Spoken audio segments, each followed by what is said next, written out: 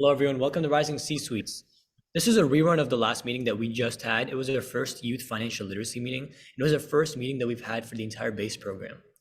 So thank you to everyone who came, but we're going to do a concept review of everything we went over, and hopefully this video proves to be educational and informational for any future endeavors that you have. So thank you, Josh. Just going over what we went over. We did some program reminders and explained that. We had some introductions to some statistics that show why financial literacy is scaringly low in America. And then we had an introduction to key financial concepts and financial skills, and then went deep into retirement plans and credit and debit. We also went over our plans for next week on how we're going to teach investing and our investment strategies and more. So make sure to stick around for that, and we'll be talking about any questions that people had during our meeting, and we'll say our answers for them. So I'm the founder and CEO and CFO, Aarav Goswami. Some of my qualifications include I'm the head of fundraising and finance for Sustainable Leaders in Action, which is a sustainability nonprofit. I create events for the nonprofit, and I recently created the event, the Trashathon, which is the first event for the nonprofit, and it's projected to make a minimum of $12,000 to help the cause of sustainability. I attended and received a scholarship for the highly selective Berkeley Haas School of Business BBA program, where I made a lot of connections that I kept in touch with, and they helped create Rising C-Suites, and they're a core part of our team. I'm a financial officer and ambassador for the Aid Today nonprofit, which is a nonprofit dedicated to fundraising and spreading awareness for pediatric cancer. And I have past experience with running e-commerce businesses. I have a wide investment portfolio, and I've ran YouTube automation sites in the past. And I also attended the Berkeley ATDP summer program where I met Darsh. Hello, everyone. I'm Darsh, and I'm the co-founder and COO of Rising C-Suites. And so I'd say that my main qualification is that I founded Young Champions, which is an initiative I took last summer. So it's a tutoring program which teaches math, coding, and basketball. And in our first year, we made over $4.4 thousand in revenue, with $2.2 thousand donated to the American Cancer Society. I attended Berkeley ATDP, as Arv said, at an entrepreneurship camp where I met him in the first place. I'm an aspiring author currently working on a book for entrepreneurship for teenagers, and it's going to teach similar concepts to what we teach in Rising C-Suites. I've past experience with investing, as I have a wide investing portfolio. I have business management skills, and I have a strong financial understanding. I was a student at Foundation for Teaching Economics this past summer, and I am a digital growth business team member at Amador UAVs.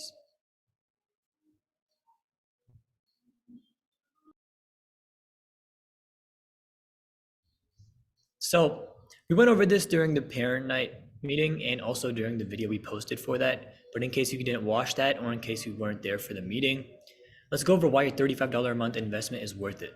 So of course, our first month is free because we really want to get some startups started in our first stages of our company. But after this month, we're going to be charging $35 a month. And so the main thing that we offer are YFL, EBL, webinar, and guest speaker meetings. We are a personalized startup generator, and we do e-commerce to drop shipping to everything in between. And so we're currently working with clients right now, helping them get started with their startup. You guys can gain college connections, get access to our premium articles, which will be up on our website very soon. You get to ask our guest speakers any questions for your startups, and these guest speakers are well qualified in what they do. We provide insight into business and finance opportunities. We aid in resume and LinkedIn building, which is essential in today's jobs. You can join our community and build a network, which is how we all came together in the first place, and this is essential in the business world. You gain experience and leadership skills, and we can all fill the financial literacy gap together. You can ask any of our qualified team members any questions, from Harrison, who has 160,000 followers on Instagram, to us, who are entrepreneurs, to anyone on our team who all qualify in specific things. And finally, you get an opportunity to intern and display your skills to us.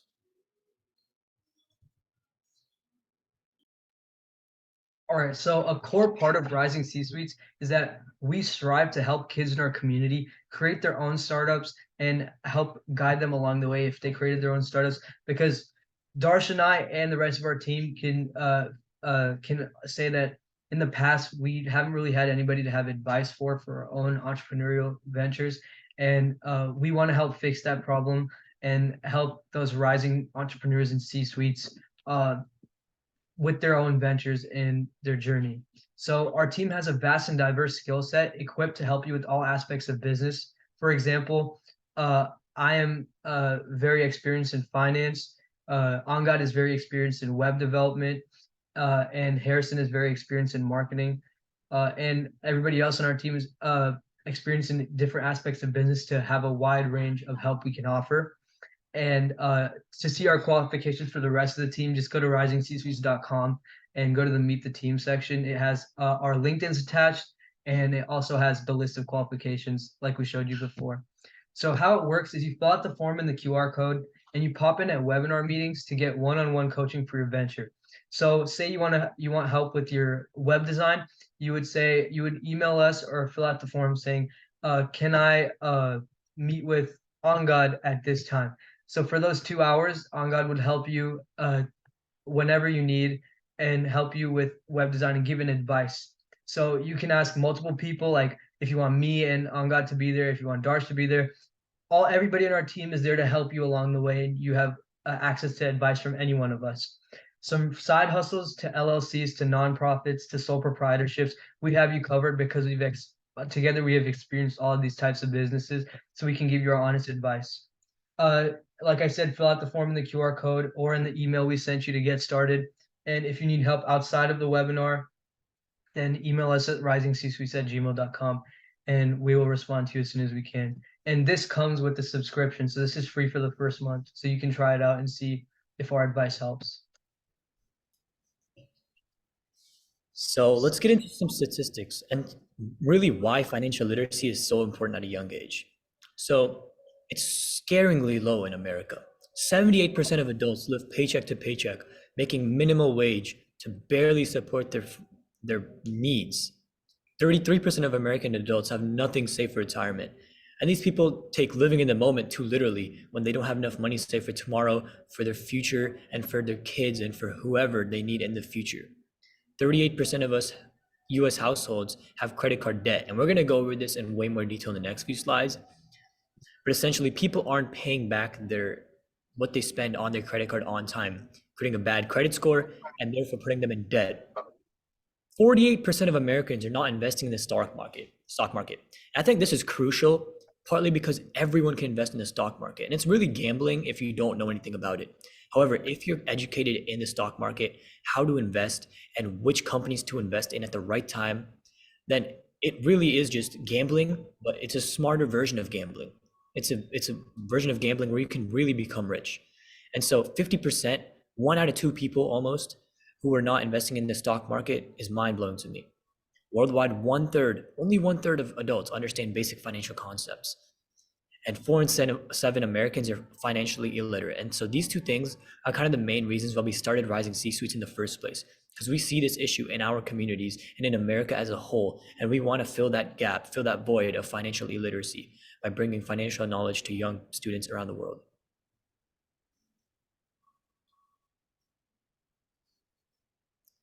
So let's get into some key financial concepts. Budgeting, first of all, is the process of determining how much money is coming in and going out, and making adjustments to align spending with financial goals. Tying into that, we have saving, setting aside money for unexpected expenses or long-term financial goals, such as retirement or a down payment on a home. Investing is putting money into assets with the goal of growing wealth over time, and budgeting and saving are both tied into investing because that's the money that you can use to invest with. Next, we have credit, the ability to borrow money or access financial services and the terms and conditions that apply to these loans or services. Now, when you pay the money back on your credit card fast, you get a good credit score, which is a numerical representation of an individual's credit worthiness based on credit history and other factors. Now, if you don't pay the money back on time, you'll have a bad credit score and therefore you'll be in debt, which is money that's owed to lenders or creditors. Now, borrowing money doesn't come for free, as there's a cost, and this is displayed with the interest. This is typically expressed as a percentage of the principal amount borrowed. Next, we have inflation, which we see worldwide today in the worldwide economy. It's the rate at which the general level of prices for goods and services is rising, and subsequently purchasing power is following. falling. And so we can see this with the raising of prices because the American dollar and all the currencies in the world may be losing value. Finally, we have diversification, which ties into investing heavily. This is the practice of spreading investment assets among a variety of different investments to reduce risk. And so you can say you're investing in Tesla, Amazon, Apple, different companies, because if one rises, the other one might not. And if one falls, the other one might not. So by diversifying your investment portfolio, you're making sure you're minimizing risk while also maximizing gains.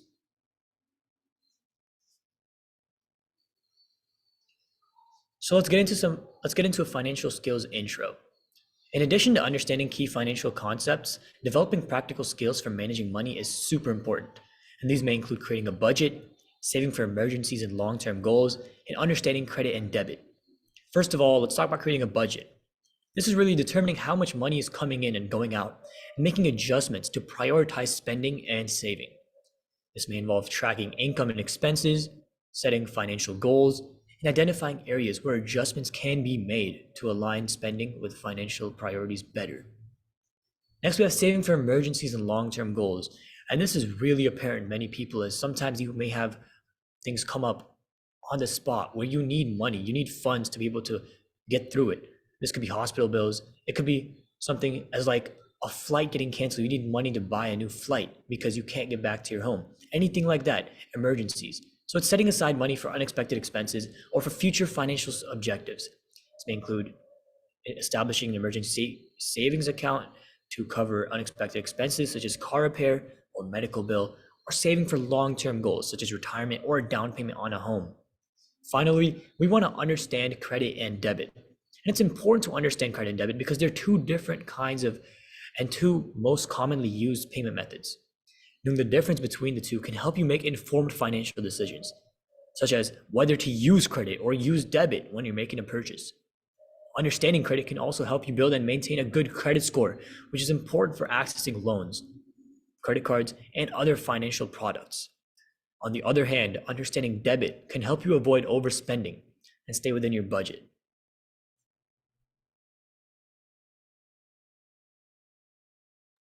All right, so thank you, Darsh. Now I'll be going over retirement plans. So, what is a retirement plan? A retirement plan is a financial arrangement designed to provide retirement income.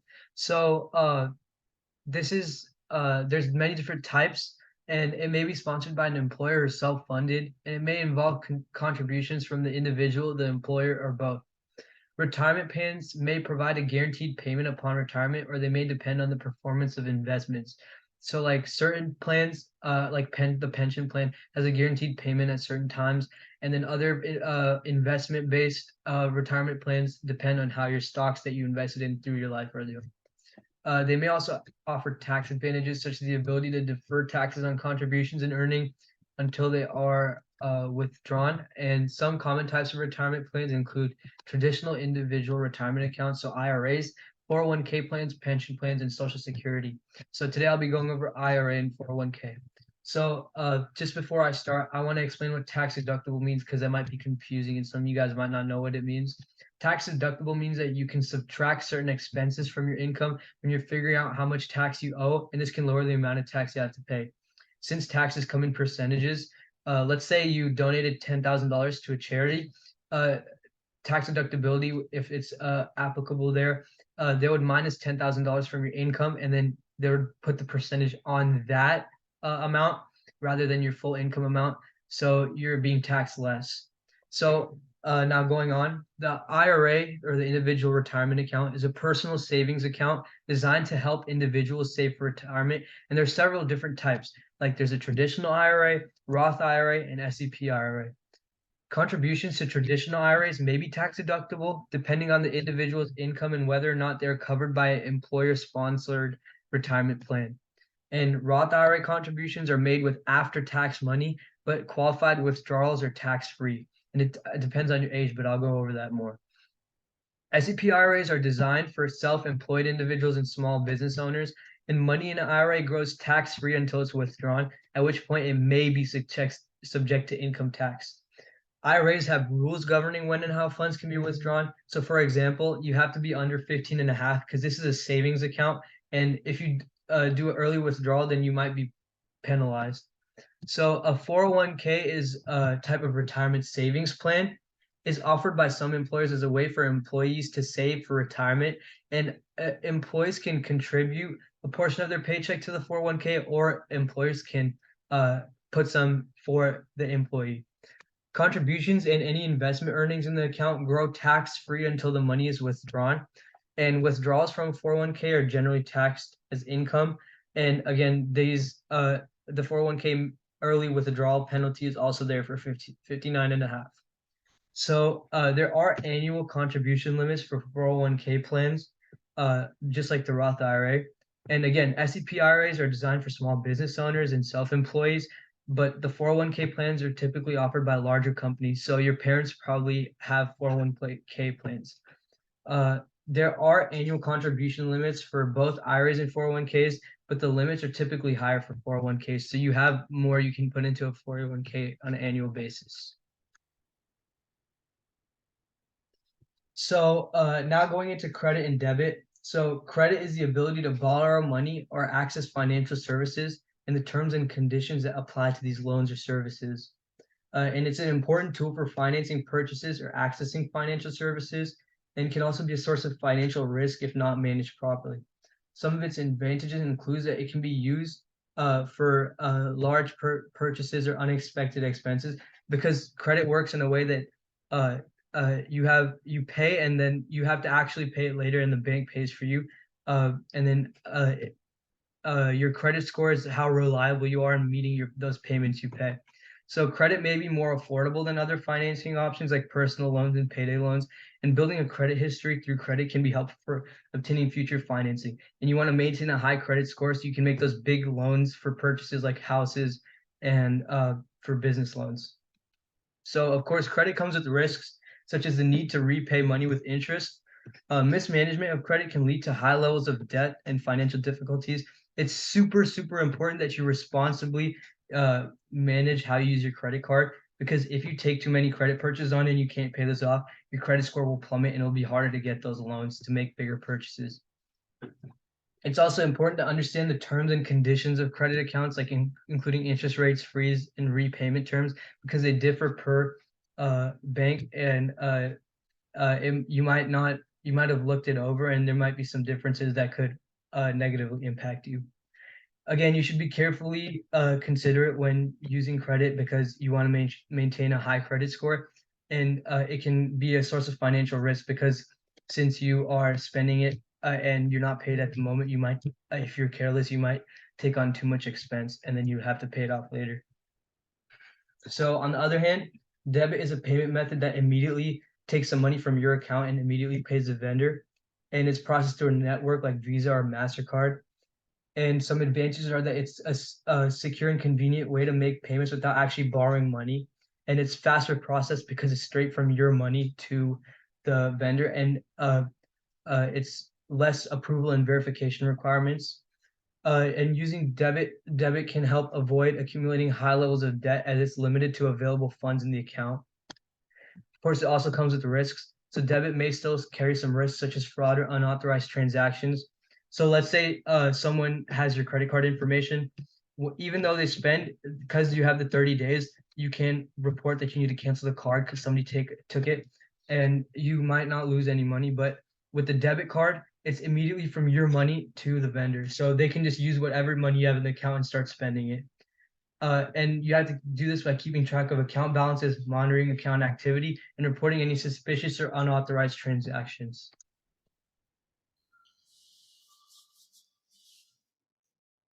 So let's get into credit and debit and the perks and strategies of each. So each of them come with unique perks. And let's get into the credit card one first. So credit cards offer rewards programs, and these are usually points, miles, or cash back on purchases. So if you've ever seen ads like 2% cash back, that means for every $100 you spend with a credit card, you get $2 back. Miles can be something like, okay, I traveled 1,000 miles, I get a certain amount of miles for the next free flight. These are different types of things you can get with a credit card.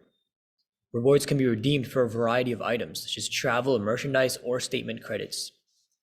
You can also get sign-up bonuses, as some credit cards offer sign-up bonuses for new card holders. such as a certain number of points or miles for meeting certain spending requirements within a certain time frame.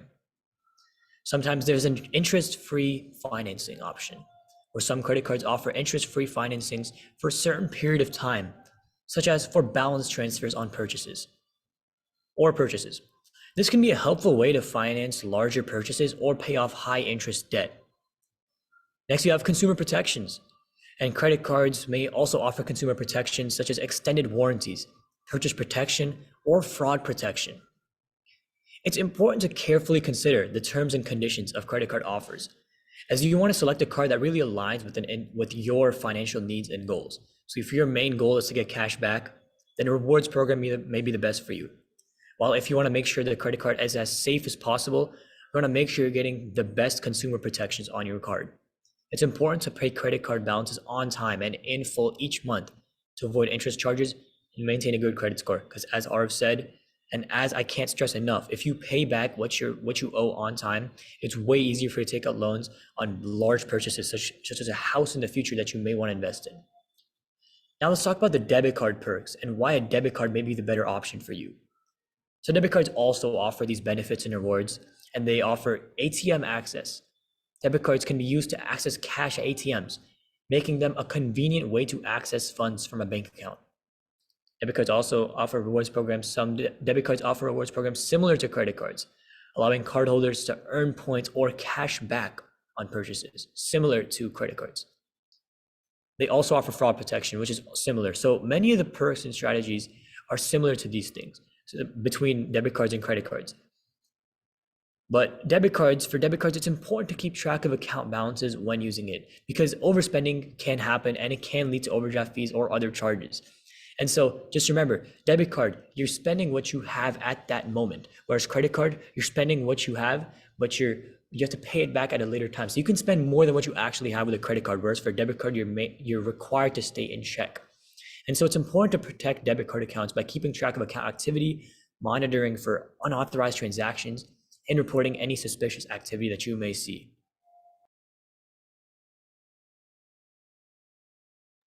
All right, so thank you for listening.